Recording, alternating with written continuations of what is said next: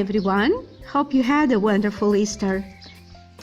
We were lucky to have some warm and beautiful days during the holidays, but now temperatures have dropped dramatically for this time of the year, and we had very heavy rain in the past hours, which we desperately need, in fact. But that is the way spring is. Sometimes looks like summer, and on other days it feels we are back in winter. That is the way it is in temperate climates, and nature is responding to longer days with beautiful blooms. My Easter bunny brought me a present. The newest member in this house is my daughter's cat. Her name is Olivia, and her name was inspired by Olive, Popeye's girlfriend. We thought, all of us, that Olivia would get more entertainment here than enclosed in an apartment on the 10th floor, especially now that her companion of several years, my daughter's dog, passed away recently. My daughter just got her a new dog companion, a rescued golden retriever, but Olivia was not very happy about it. The dog is the sweetest thing, but maybe too impetuous for her liking. But she's loving it here, and she does just fine with my dogs. This succulent I'm showing you now, it's wonderful.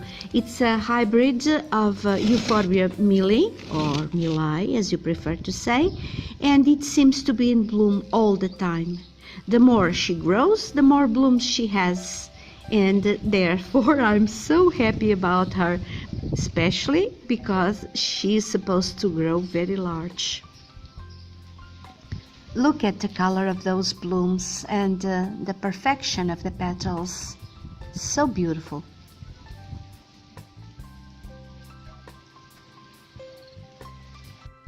We are now inside the house on one of the southern windowsills I have, where some orchids are still living. I'm so anxious to take them all outside, but the temperatures are not as warm as I need. Let me show you again my Sophronitis. There were 3 blooms, but only the first one to open is still there.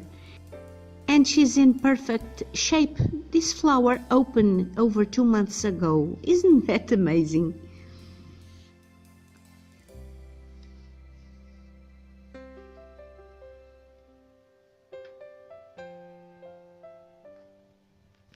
But I brought you here today to show you my Paphiopedilum Pinocchio and its first bloom, which just opened.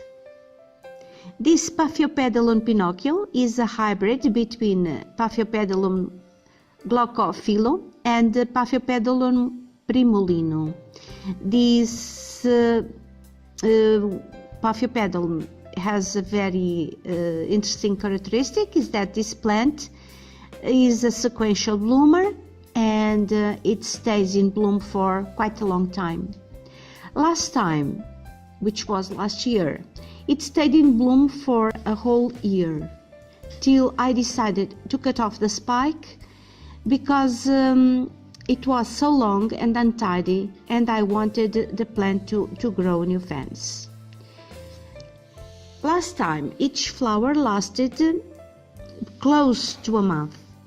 Let's see how it will do this time. As this flower fades away, a new flower opens, because there are buds forming just underneath this existing flower. This orchid is planted in a pot, in a mesh pot, which I got from my pond, and with Orchiata bark. There are 3 fans, still the one from last year, and 2 new ones.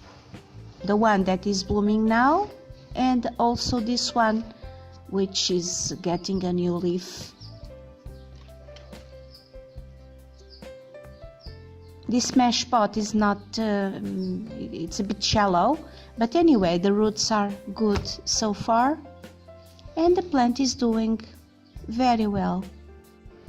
We are now outside in my summer growing space.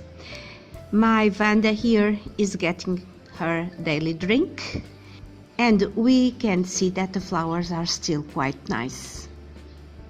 More flowers on the second spike. They are smaller, but they will grow larger as they do. I love these flowers. They are so beautiful.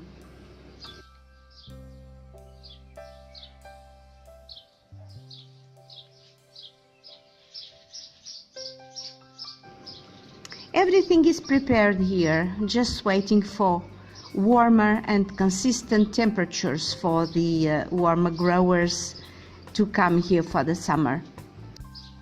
Amongst my Dendrobium here, this one just opened his flowers.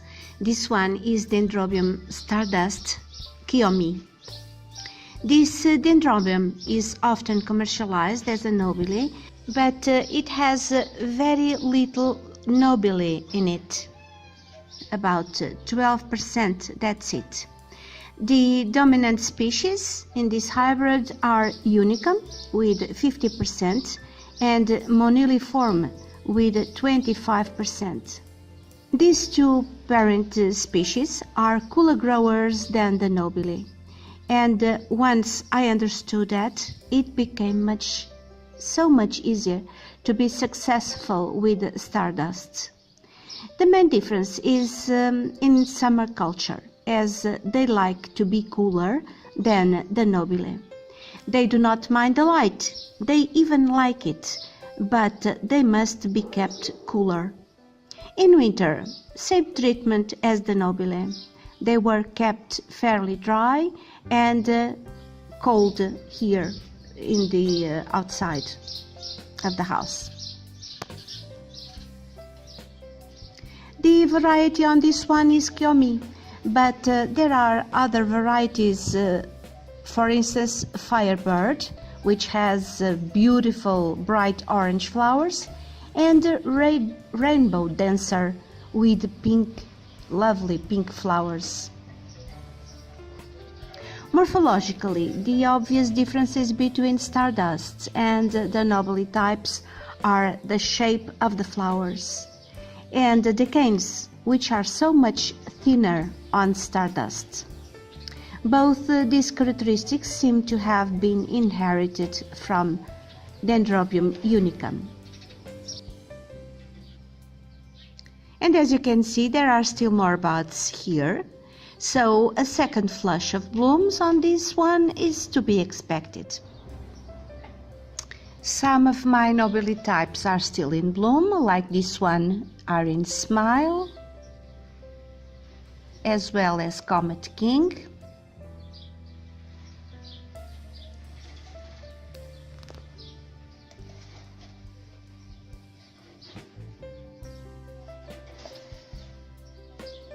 Spring Dream Pollen is still in bud.